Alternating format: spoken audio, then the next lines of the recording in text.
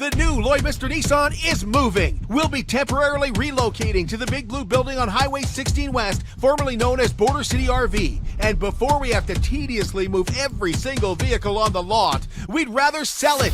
You can save today on our incredible Nissan lineup of cars, trucks, and SUVs. Move a new or pre-owned vehicle to your driveway with deep discounts. The moving out sale is on now at the new Lloydminster Nissan. The new Lloydminster Nissan. We won't sell you a car, we'll help you buy one. Local people. Local news and events.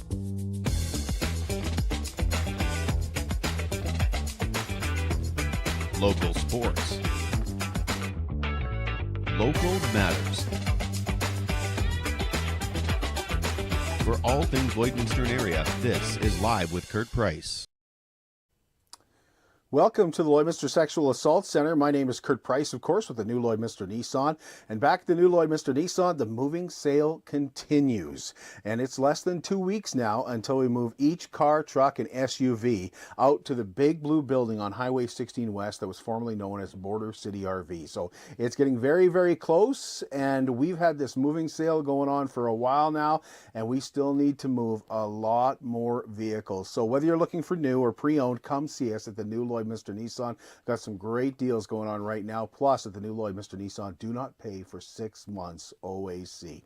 We really want to thank you for joining us here today at the Lloydminster Sexual Assault Center. The Saskatchewan government has passed a bill that prevents third-party organizations connected to sexual education from going into schools, and that's where we're at today. And so we're here at the Sexual Assault Center, and we're going to be talking to Heather Sinfield about how they have been prevented from going into schools, and really it's affected them from doing their job. So we're going to talk more about that coming up in just a moment. We were expecting Tammy Shoplin to join us as well. She's sick and it's that time of year, so we totally understand that. But Heather Sinfield is the Community Initiatives Director. Yep. So it's great to have you here. Thanks for joining us. Thank you for having me. Now, BioClean Disaster Services is one of our big supporters. They're also a big supporter of the Lloydminster Sexual Assault Center. Are. Yeah. So if you're looking for somebody with a testimony that has to do with fire, flood, or disaster, mostly I guess say seepage and flood in your guys' basement. They do, yeah. It would be Jody, and I think you can attest to Jody's work and of course his personality and his workmanship and being local and all that kind of stuff as well. Absolutely. His whole team has been a dream to work with over the years, and they have really brought our center to life with lots of their creativity and their renovations. Yeah. You feel like they put you first? I think they do, yes. Yeah. Very much so. That's what every time I talk to anybody, they always say, feel like when I talk to them about Jody, they always say, just feel like we were really, really important. So BioClean Disaster Services serves Lloydminster, Wainwright, Bonnyville, Cold Lake, and surrounding area. And they take a lot of pride in that, as they should. BioClean Disaster Services, their focus is truly on taking care of you and your family. 1-833-246-8326. Well, just a couple of things to talk about today. The Festival of Trees is just around the corner, and Cookies and Carols will kick off this Saturday at the Gold Horse Casino. Cookies and Carols runs from 1 to 3 p.m. and admission is just by donation. Kids can visit with Santa Claus, they can make a wooden tree craft, they can listen to a choir, enjoy some cookies, and of course see the beautiful trees that are all set up for Festival of Trees later next week. Go to friendsofweaverpark.ca if you'd like more information. Lloydminster Bobcats are hosting a daddy-daughter happily ever after dance with some Disney princesses. Saturday, November 26th. The dance runs from 1 to 4 at the Civic Center. Features a DJ to dance to. There's candy bar, which the kids will absolutely love, sandwiches, Disney-themed drinks, Disney cookies. Tickets are $100 per pair, with additional tickets available for $45. Find the link to purchase tickets at lloydminsterbobcats.ca. You can also find it on their Facebook page. And it's that time of year again. The 35th annual Lloydminster Christmas Craft Fair and Chamber Expo is back this weekend. Beginning Friday at the Lloydminster Exhibition, it is the largest Christmas market in the Midwest. And this year, you can actually pre-purchase tickets so you can skip the line. We'll find out more on this on Thursday. The Lloydminster Chamber of Commerce, I believe Terry Lynn Mackey is going to join us. And from the Christmas Craft Fair, Alice Pattison will join us. Is it Pattison? I feel like I'm Yeah, I think so. PBR Winter Classic returns to the Lloydminster Exhibition on November the 25th. That's a 7 p.m. performance. Tickets are on sale now for both the Winter Classic and the, not only Cowboys and Bulls, but the cabaret afterwards, which features Bud's Busted 9-irons. For tickets, go to lloydx.com. And speaking of the Lloydminster Exhibition, of course, their Chase the Ace draw happens tomorrow night with no winner last week. So 43 cards remaining in the deck and a jackpot that is well over $40,000. And tickets just $10 each, or you can purchase packages that improve those odds as well. Purchase your tickets at lloydx.com. You can e-transfer with the password CTA2023 to Chase the Ace at lloydx.com. Include your name, your email, your telephone number, or just stop in at the Lloydminster Exhibition office and see them. And tickets are now on sale for the 50th anniversary of the Lloydminster Ukrainian Cultural Association of Malonka Dancers Dine and Dance, which is coming up in January, on January the 13th. Tickets are $75, cash only, purchased at Mary Brown's, and you can go to either Mary Brown location here in Lloydminster. They're $35 for kids 12 and under. The evening features a Ukrainian meal, which is always terrific, silent auction, 50-50, midnight lunch, and the dance featuring Millennia 9. We're going to take a break, and when we come back, we'll get the details from Heather Sinclair about what is happening with third parties going into schools in Saskatchewan and how it has affected the Sexual Assault Centre and Sexual Assault Services. At Lloydminster and District Co-op, membership matters more, because being part of a co-op means you're connected to something bigger than yourself. From long-held legacy by those who built our communities to people you call family, friends, and neighbors. When you're a Lloyd Co-op member, you're an owner in a local business that prides itself on purpose alongside profit. You earn cash back, you help support causes that matter most, and you're building a better way of life for the next generation. Membership matters more. I'm Brian Zinchuk of PipelineOnline.ca. I used to be a pipeliner, and I've spent the last 15 years reporting on energy in Saskatchewan. PipelineOnline.ca provides comprehensive coverage of light oil, heavy oil, lithium, helium, power production including coal, wind, solar, geothermal, natural gas, and nuclear. There's a lot happening in Saskatchewan's energy sector, and Pipeline Online is there for all of it. No one else comes even close. It's more than just taxes at LSAS CPA. Assurance, accounting, retirement planning, estate planning, business consulting, financial consulting, farm program support, and bookkeeping. But yes, there is always taxes. The team at LSAS CPA is committed to helping you achieve your best results and will be there to assist you every step of the way. LSAS CPA, with offices in Provost, Vermilion, and Lloydminster. Welcome back. I'm Kurt Price with the new Lloydminster Nissan. Superior Water is proud to provide you with the purest drinking water possible. I drink it because I like the taste. I believe it is superior to anyone else's water. I think it's the best water in Lloydminster, and at just $3 a jug, you get a consistent taste. And don't forget, if you like Crown Royal like I do, the ice for that Crown Royal is just $2 a bag, and they have 2 locations in Lloydminster. Visit them beside Sheepskin Loft on 57th Avenue, and if you need help with the big blue jugs, you won't need it. Or, of course, you can help yourself at their coin-operated location right beside 7-Eleven, just off Highway 17 South. It's Superior Water.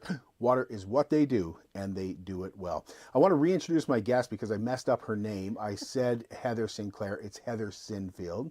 So thank you for being here, and thank you for the invitation to be here. Really had a conversation with you and Tammy the other day, and kind of opened my eyes to what's going on with third parties going into schools. And I have to admit that I had no idea that it affected the Lloydminster Sexual Assault Services. So where to begin? Let's begin with you guys get the announcement that third party sexual education can't go into schools in Saskatchewan. Yeah, so I want to thank you for being here and taking the time on Monday for touring our center, because that is a huge piece of even just awareness and understanding about the programs and services that LSAS provides. So when we found out when the ban was taking place from the government of Saskatchewan, what that meant was that our education programs on consent, body science, relationships, social media, those kinds of things, sexual harassment, sexual exploitation, presentations that we've done for well over 15 years. We weren't allowed to do those in schools for elementary schools or high schools anymore. So this is a significant piece of our programs and services. We have multiple programs and services at LSAS, but education and awareness is kind of an entry point for some families when they start to first hear, hey, we exist, and what some of these topics mean. So talking about consent, talking about harassment, exploitation, child sexual abuse are really uncomfortable conversations to have.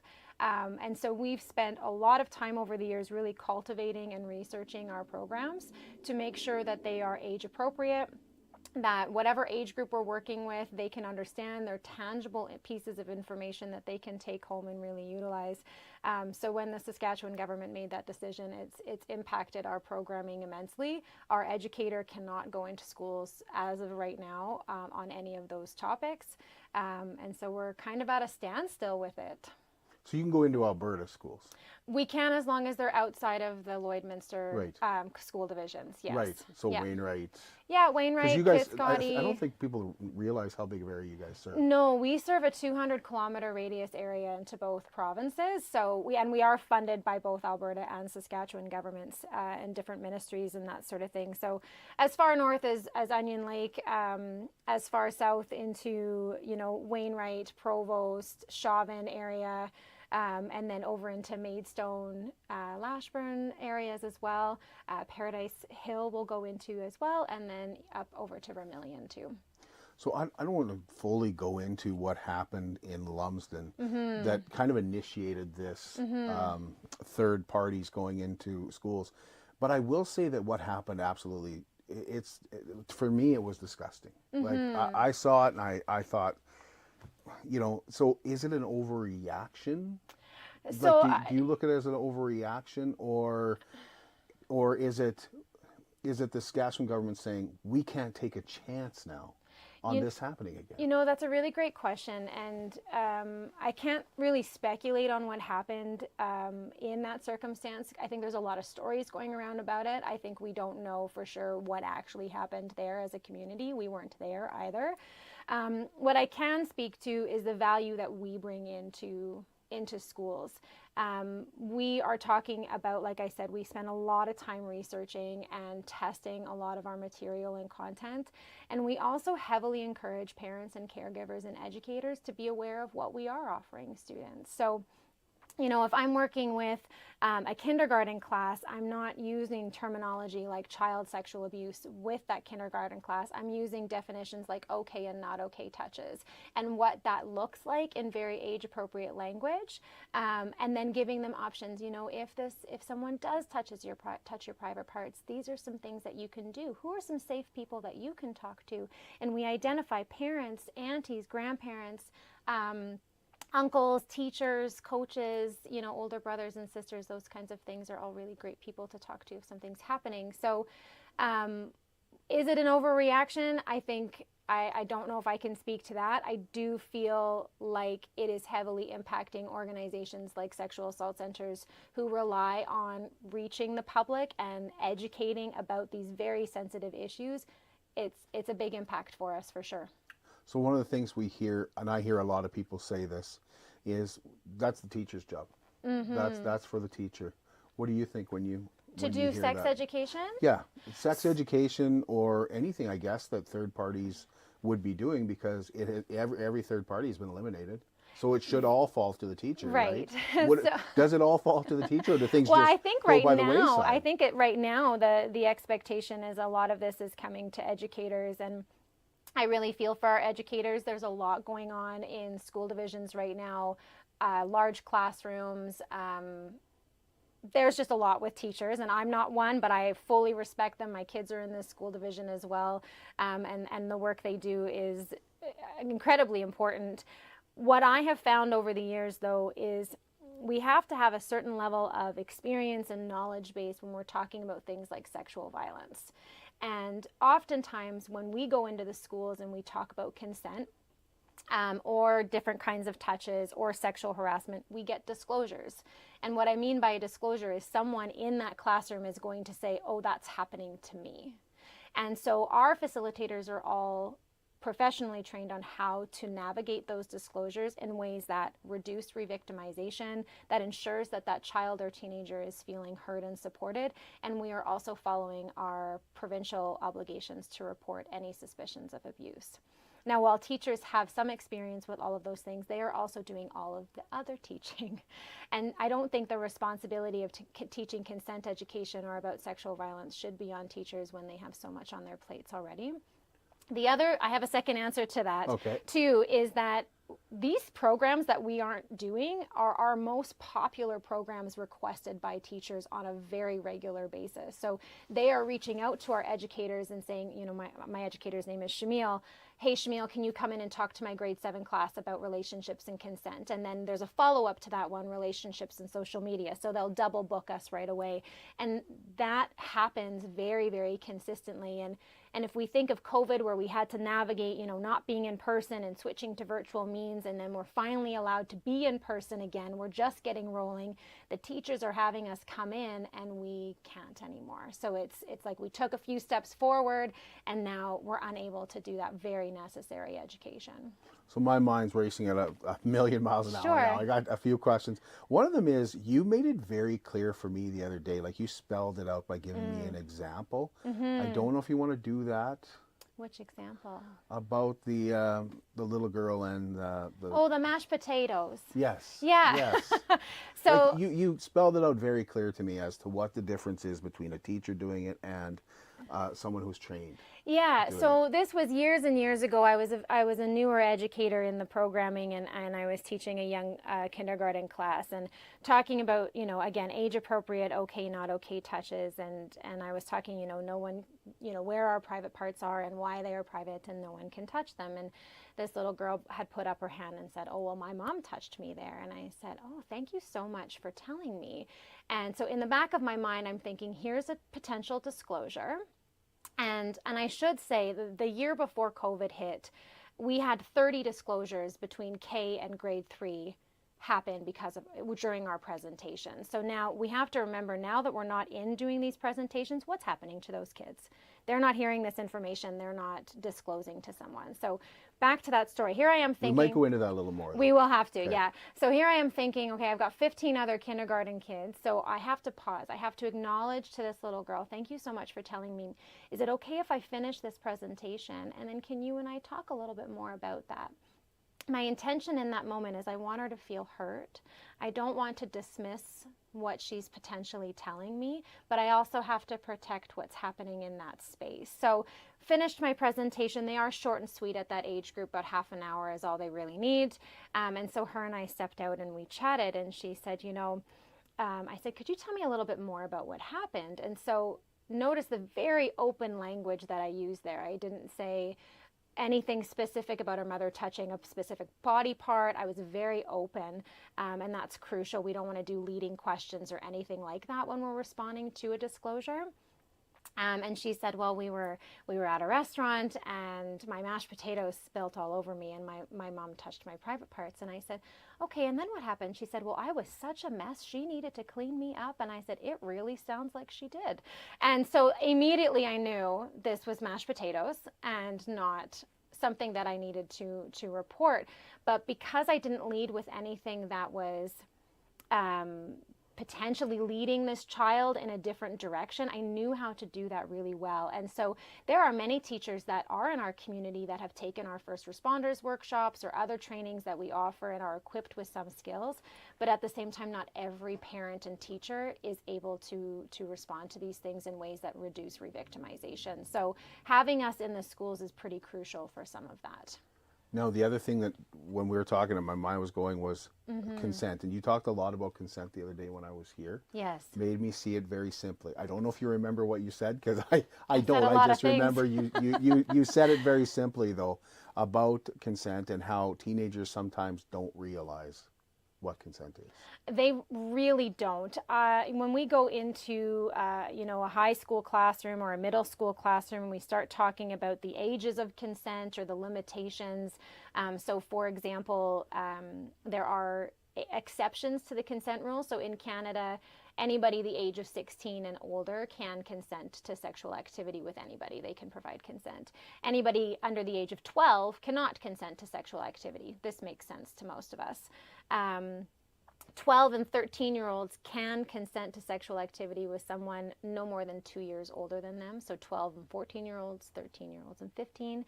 And then 15 and 16-year-olds can consent to someone no more than 5 years. So 14 and 15-year-olds can consent to someone no more than 5 years. Okay. So we start to go through these, and I'm doing them rather quickly, but it is on our website too. And I can see in the room all these little eyeballs going, what? What does that mean for me? How does consent work? And these conversations are so powerful too, because consent is more than just saying, do you want to, and getting a yes. It's sobriety. How, is one or both people under the influence of some form of substance? Have we talked about health within this? Are we using protection? Are we not using protection? Have we talked about, if I start to get uncomfortable, I know how to speak up and I feel safe enough to speak up? Consent is very broad when we start to talk about it, and we need to have these conversations as children grow and mature. Because if I teach a bunch of grade 7 students today, they also need to hear it again when they're in grade 9, when they're in grade 11, because their maturity levels and their lived experiences are different by those age groups too. One of the things that shocked me in some of our conversation, Heather, was about how much things have changed since I went to school. Like, I know there'll be a lot of parents that are my age that have kids For sure. that are probably just getting into sexual activities, but things have changed so much that I think when we think about sexual education, we think of it the way we did when I was in high school, and things have really, really changed, haven't they? I don't know, it seems like kids are more active. It seems like there's more danger too with the use of technology. So technology, that's a whole nother rabbit's hole there, Kurt. But it's part of it but too. But that's part of consent too. It is part of consent, consent to sharing photos and that sort of thing as well, which we can get into. But I think one of the things to consider about why education has changed and where some discomfort might be is we do know a little bit more about sexual violence now than we did 30 years ago. It's still a very taboo subject. It was incredibly swept under the rug before. Sexual violence is the most underreported crime that there is, so it's not talked about the way that it should be. And when we think of the prevalence rates, 54% of Albertans have experienced some form of sexual violence. So that's over half of us. That is a lot of people to consider. The other thing with consent education and being more active, and I want to comment on that because there was a study done in Ontario where if we treat sexual education or consent education as the concept of like a fire drill plan, right? So when we do that with grades kindergarten all the way to grade 12, they're doing fire drills and they're learning how to do this and the prevention of. If we talk about sex education, some people believe that it means that will encourage sex to happen at an earlier onset. The study actually proved that it's the opposite. The more kids feel empowered with knowledge about consent, about harassment, about exploitation, about abuse, they actually delay their first sexual experience. So education is power when it comes to with these topics. Well, I just wanted to, the reason I wanted to talk about that is because I do want people to realize that there's a difference between what they think might be happening and what is happening. Does that make sense? How do you mean? Well, I think that people just automatically, like myself, think it's all about sexual education. It's just the sex ed. It's 1 hour a week, and that's the teacher can handle that. The teacher can handle the ABCs of the birds and the bees, right? But there's so much more to it. There is a lot more. Does that make sense? For sure there is. And I think, as a parent myself too, I've done this education since day one with my kids. Whether it's talking about their private parts, whether it's they hear the term sexual abuse because I work at the Sexual Assault Center. So this is not a taboo term in our home. The more that we can teach kids language about their bodies, about autonomy, about consent-seeking behaviors, about responsibility and accountability, all of those things, they're likely to grow up with those as very foundational value systems. We want our children and youth to grow up and have healthy relationships. And in order to do that, we have to have these as ongoing conversations. The thing with our programs too is we go into details specific to sexual violence and those kind of stepping stones to education within that. Whereas the curriculum for the Saskatchewan government, I haven't looked at it in a couple of years now, so I don't know if there's been some shifts with it. Sex education in schools is a little bit more of the science side of things, and we will bring in the emotional and the conversational and those sides of things to it too. Have you noticed a dip in disclosures because you can't go into schools? No. Okay. No, our intakes remain very high. We have a wait list of over 180 individuals at this point waiting for services, and that ranges all ages. My concern is one of the benefits of having education and prevention work in the schools is that this might be the first time that a kid or a teenager, or sometimes even an adult, has heard that what's happening to them behind closed doors is not okay. So when Tammy and I get going with this, and we do get emotional with this conversation, is I'm sitting here thinking now, how many kids need to hear that information this term, this year, this school year, and aren't? And they are going home to more abuse happening, or they're going to grandparents' house or coach or whatever, whoever is doing this. And we have to consider the facts that 85% of sexual abuse that's perpetrated to a child is done by somebody that they know and trust. And that's a very heavy statistic. And within that 85, approximately 40% of them are perpetrated by parents and caregivers. So when the government is saying, to keep kids safe, we're going to put this education back on parents and caregivers, what does that mean for the children and youth that are experiencing abuse by their parents and caregivers? Are those parents going to talk to them about consent? Are they going to talk to them about their bodies being amazing and private and personal just for them, that they have choice and control? I'm very worried that that's what's not happening. Okay, just so everybody's clear, we're not talking about pronouns here. No, that's not our jurisdiction. Yeah, exactly. But so at the same time, from an LSAS perspective, and what we understand within sexual violence, members of our 2S LGBTQ+ community are 70% more likely to experience an act of sexual violence because of that social location of them being a sexual or gender minority group. So we do work here with members from that community and support them as best that we can. The concern with that too is just the oppressive nature that can bring into the mix, and not discovering acceptance for all. And LSAS really takes on that space of inclusion and acceptance. Is it a case of we're not seeing more numbers now, but if we don't get to kids earlier as possible, we'll see more numbers in 2-3 years down the road? In terms of violence being perpetrated? Yes. Yeah. So that's a really interesting question. Some of the programs here that we do is we offer our sexual behavior program and our youth connection program. And so that's working with kids and teens who struggle with sexual offenses or sexual behavior concerns. So essentially that's them harming another child. Those numbers are quite high in our community, and we have a significant caseload for that. And so if we're not teaching kids and in those formative early prevention types of years how to respect another person's body, then my concern is that sexual violence will continue to rise if we don't share that information with them. It's such a taboo topic. For sure it is. And you talk about it so openly. Yes. I think it's important. 14 years, Kirk. Well, 14 years. Yeah, right? But it's important to know that the Sexual Assault Center is open. If you want to learn more about what you do here, it's very simple. It really is. And I think I'll go back to I briefly touched on this before, but we love parents and caregivers to participate. Whether I'm working with a youth one-on-one or whether we're going into the schools and educating about body science or healthy friendships or relationships, we want parents to ask questions. We want them to come in and see some of the material that we do. to learn for themselves, oh, this is what my child or my teenager is going to learn. One of my favorite programs here, I'm slightly biased because I was a big part of the research of it, is our Teaching Boundaries and Consent workshop.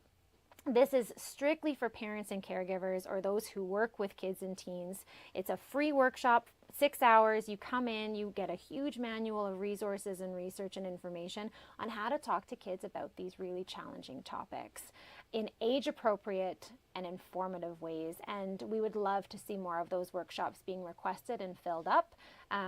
If that's what parents want too, right? Is they want to learn this information and be able to take it home. We have the resources to support that education. Well, if you'd like to see the sexual assault services get back into schools, or you'd like to have a say in this, we'll take a break and come back, and Heather will talk about how you can help in just a moment. At Jason Arden Associates Cooperators, we're proud to be a top-rated local insurance company that offers flexible solutions and expert advice for all your insurance and investment needs.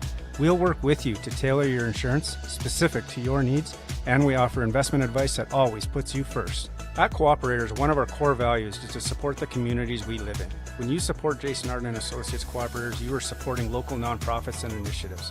Since 2020, we have donated $60,000 to local nonprofits, youth sponsorships, and various special projects. When was the last time your insurance company did that? How can you help support the oil and gas industry and jobs in Western Canada? The answer is closer than you think. Sell your scrap metals to PWM Steel.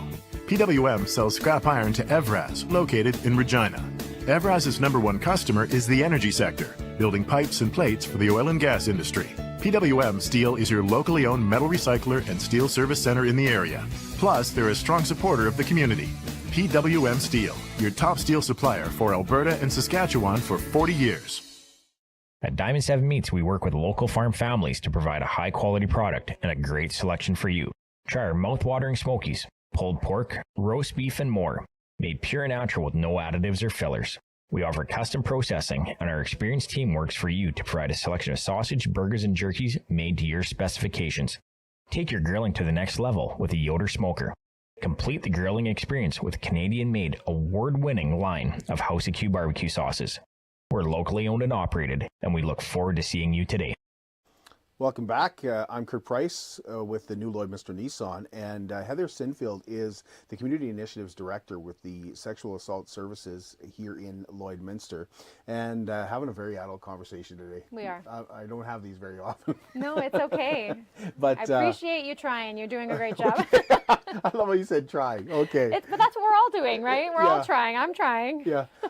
One of the things that I thought about is, like, if a student is in danger, Heather, and we're talking about, those warning signs, like aren't there signs where somebody's going to see that anyway? Like, I really appreciate that question, Kurt, because it comes up a lot in some of our trainings that we do with professionals too. Is like, and as a parent too, I share this sentiment of I would know if something is happening to my child or children.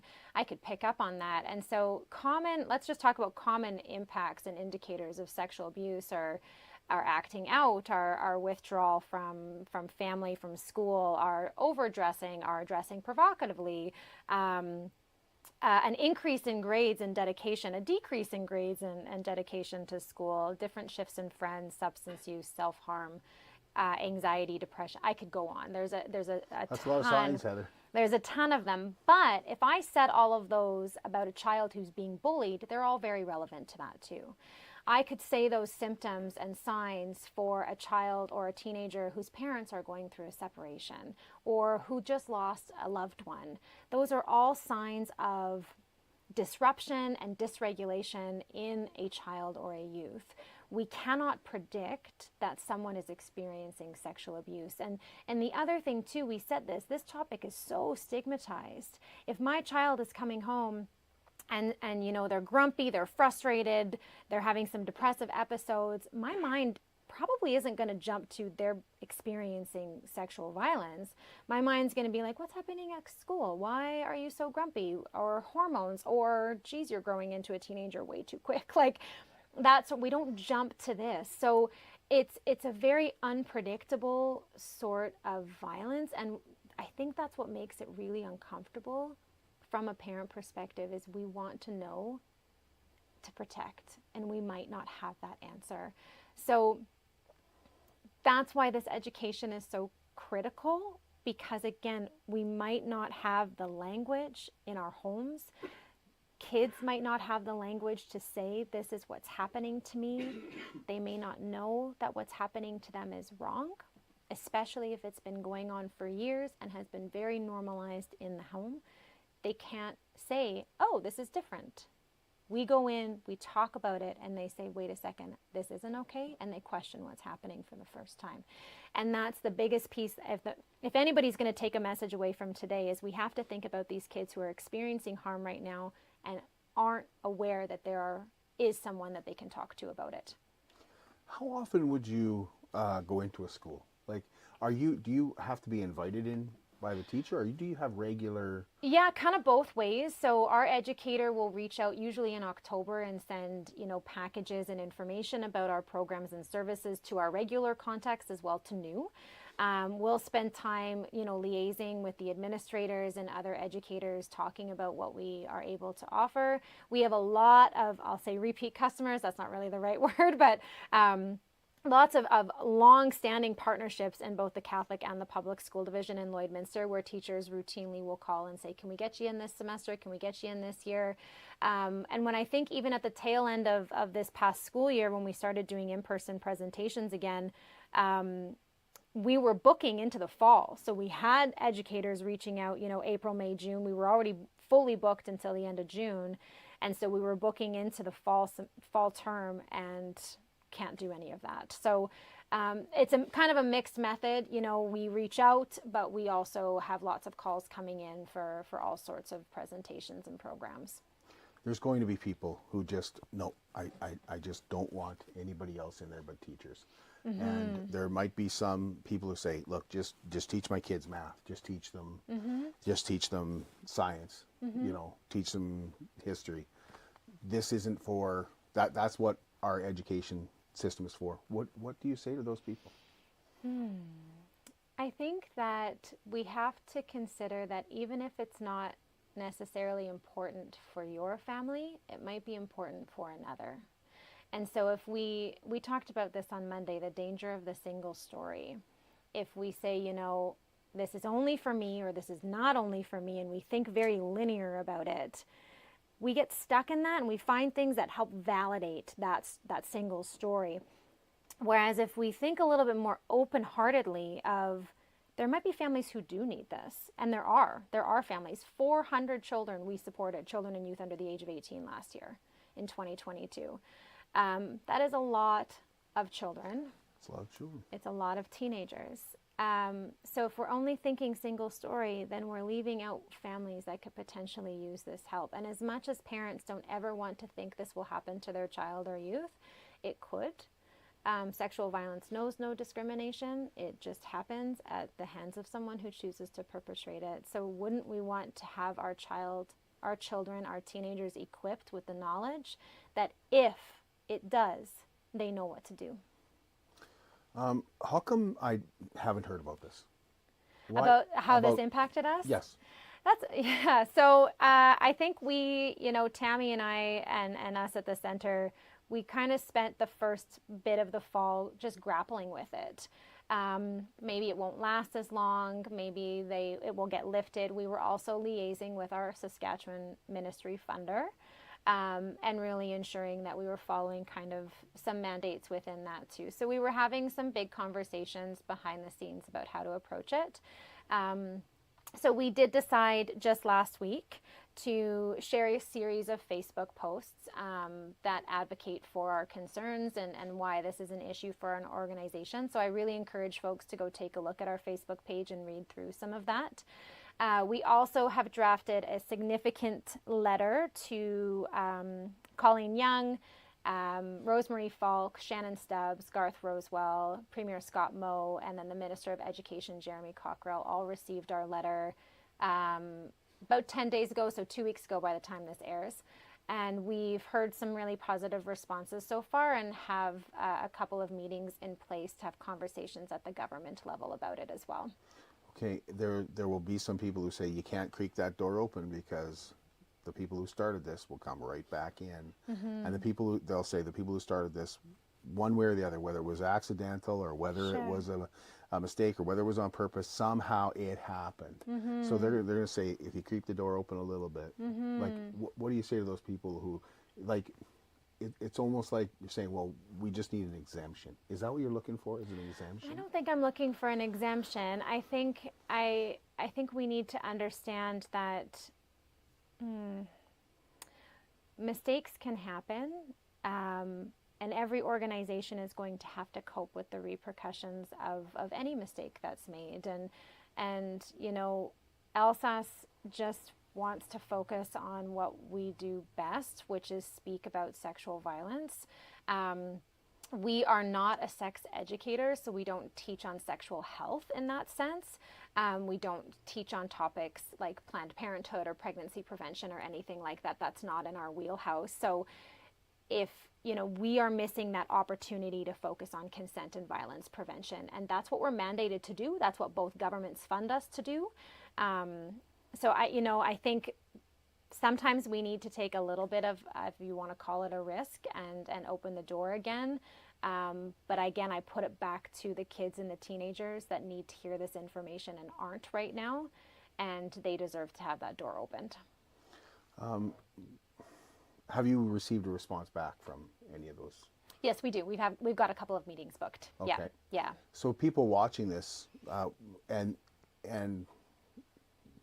they're saying, you know what, I think we're missing something. I think these people need to get back into schools. I think they have an important job to do. We do. What can they do? What can those people who do want to support you? We are encouraging anybody who feels a call to share their voice about this issue that we're experiencing to write Colleen Young and Premier Scott Moe. Our Facebook posts are really outlining a lot of what we've talked about today, and linking to their email addresses as well. So just writing our government, letting them know LSAS needs to be back into schools, sharing our posts throughout their circles would be excellent as well. I think that is just a huge amount of support that LSAS would be very grateful for. Is there anything else, Heather, that you want people to know? I think we already addressed, if you have any questions, you mentioned your door is open. Our door is open. We love touring people. You know, you and I got to tour the center on Monday. We think it's great when folks bring their whole families in, and kids can see what this center is all about. And, you know, Michelle Lake has hand-painted some amazing murals in this space, and it's very comfortable. It's very inviting. We want people to understand that this really is a true gem in our community. It's a needed space. So come ask questions, meet our team, look at some of our resources that we bring into schools. We would be happy to share that with anybody.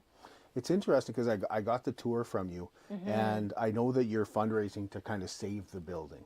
Yeah. Right? Like the basement needs to work, and that's where Jody Herbis comes in. Yeah. And I think, to put it in perspective, like, I think you really have to see the building before you understand that. You do. Why? Like, I think there's a lot of people who say, well, wouldn't it be easier? Wouldn't you love to have a brand new building? Like, you could be somewhere in Lloyd because they have all these empty buildings that they've built now, and they're empty.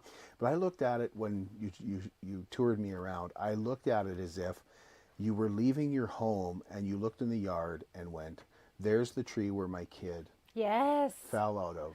There's Kurt. where the cat is buried, right? That's exactly what it would feel like. You know, we've been in this building now for 20 years. I've been here for 14 of those years. The renovations that have been done since 2015-16 and the community support that has been embedded in these walls is something that would be devastating to leave behind. Jody and his team have just done such a fantastic job supporting our vision to create this space for survivors of sexual violence. And the plan for Little Bear's Den in our quote-unquote dungeon, the basement, the foundation, is just wonderful too. You know, it's an extra space for kids to heal. And it truly needs to be on the mend and to create this. The building's going to be 100 in 27. So what a historic place that has been able to be renovated and used for such an amazing purpose. I couldn't end, Heather, without saying, if you are experiencing sexual abuse, how do you get a hold of the... They can call us at 306-825-8255 during business hours, or they can visit our website for more information as well. We are welcome to walk-ins and crisis calls anytime. Did we forget anything? I don't think so. I might think of something, 2 a.m. The thought pops into my head.